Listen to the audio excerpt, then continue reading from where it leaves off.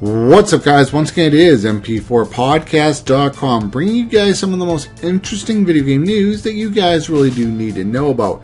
Now, in the next update for the PlayStation 4 firmware, Sony is going to disable HDCP for when you want to record gameplay. This is actually a really big boost to the PlayStation brand, because I can tell you a lot of people have actually went out and got Xbox Ones because they wanted to be able to record with not having any problems. Now, there are workarounds to the HDCP problem for the PlayStation 4, and some of them work really good and some of them they don't work too good.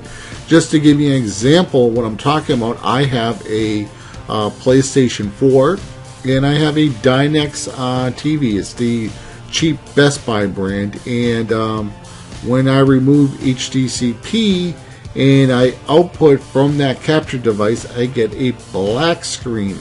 Now, the problem is from the Dynex. For some weird reason, that's what I get. So when I want to record from the PlayStation 4, what I have to do is use my Ori or Swell splitter. I stick the PlayStation 4 HDMI into the Ori splitter, and I send one split to the capture device and another split through to my HD TV set. I cannot output from the capture card to the HD TV set. That's when I get the black screen of death. So yes, I can record PlayStation 4 footage with no problem, but it's like on a capture device like the Game Capture HD2. I can't use that capture device, and that's actually my favorite capture device. It just has a remote, boom, bada bing, you're done. You know, it's no running USB cables to your computer and using software. It's all in one box. So for me to fix that problem with HDCP, I have to go and buy a brand new TV set. So I'm really happy that Sony is going to disable the HDCP when you're playing video games, and hopefully it will work with my Game Capture HD, where I will be able to output to my HD television set and not have any problems, because I really don't feel like buying a brand new TV set just yet. Now, what's also Sony did was they're going to allow you to capture gameplay footage to USB.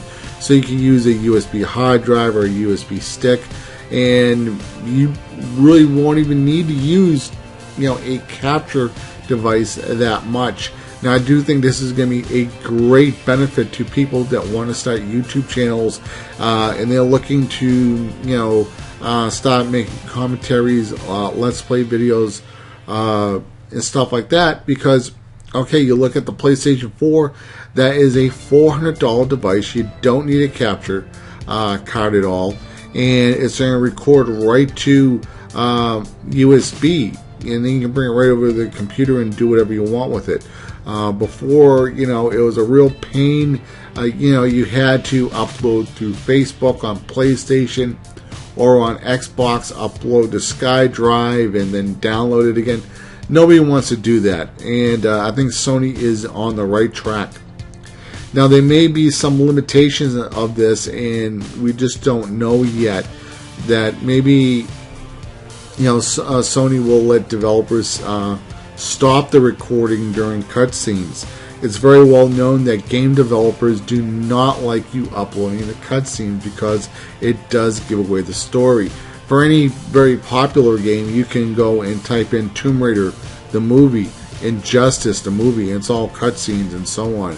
And they actually are very popular here on YouTube. And I can tell you, somebody who's played the Injustice storyline, I mean, I was sitting there while I was playing it, but Injustice, it kind of plays as a movie more so, with fight scenes and so on, because it's the way it's integrated.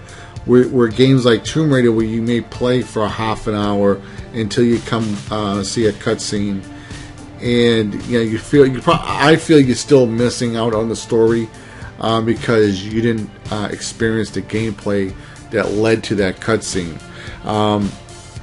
But I remember GTA 5, Rockstar said, if you're going to do Let's Plays, you have to have commentary you just can't upload the cutscenes. And they're extremely clear on that point, that if you only uploaded cutscenes of GTA 5 and with no gameplay, that they were going to flag your videos.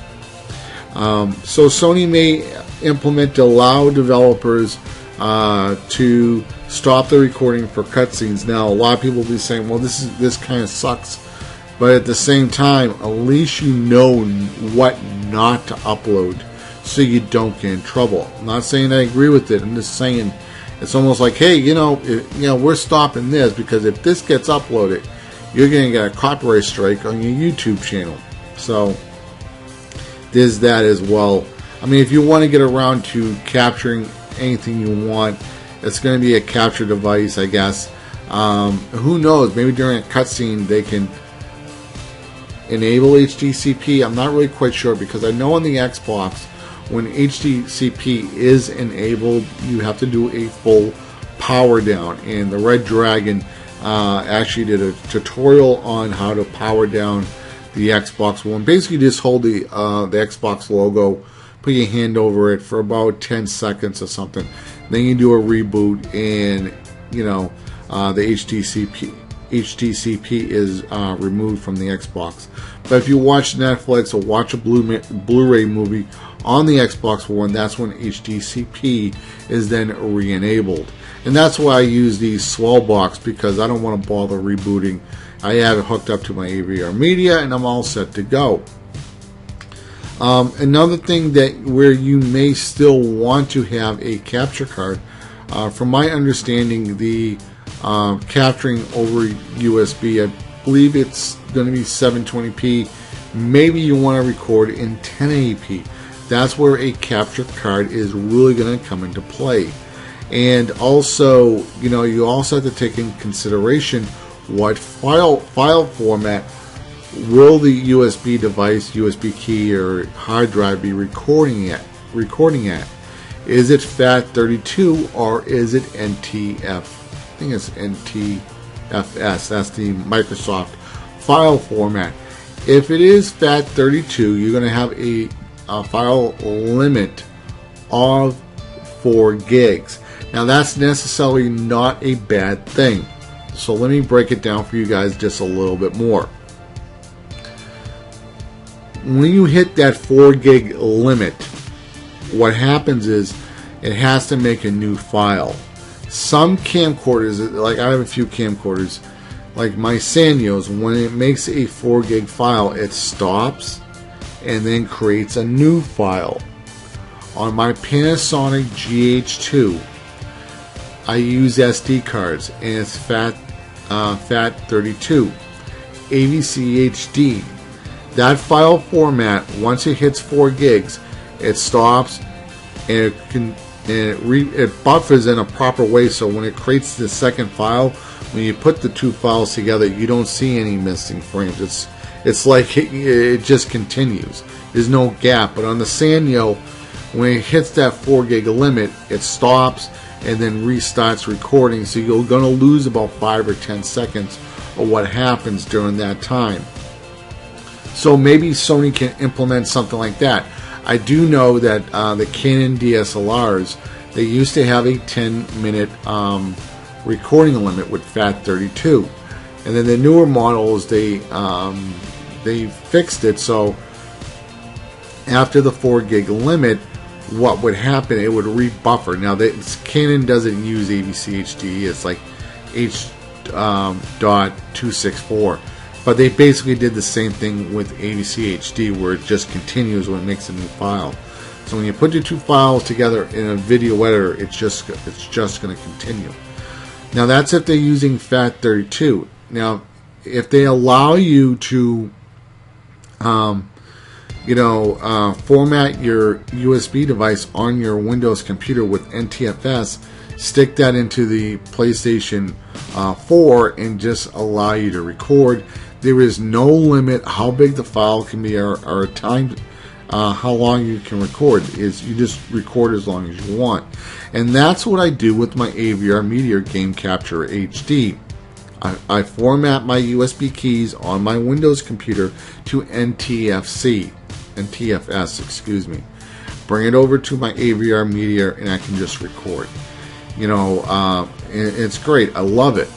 So maybe Sony will do that as well. And I really do think that this is going to be a really big game changer for the Sony brand, where it's basically going to have a built-in capture card. It may not be perfect, but it's getting there to be perfect. And hopefully Microsoft will do the same thing, allowing you to record to a USB stick or a USB hard drive. But anyway, guys, this has been mp4podcast.com. If you enjoyed the video, please give me a like, leave a comment below, let me know what you guys are thinking. Also, will you try this out? You know, if you don't like it, will you be getting a capture card? Once again, this is mp4podcast.com, and stay safe and keep on gaming, guys. Later, guys. Bye.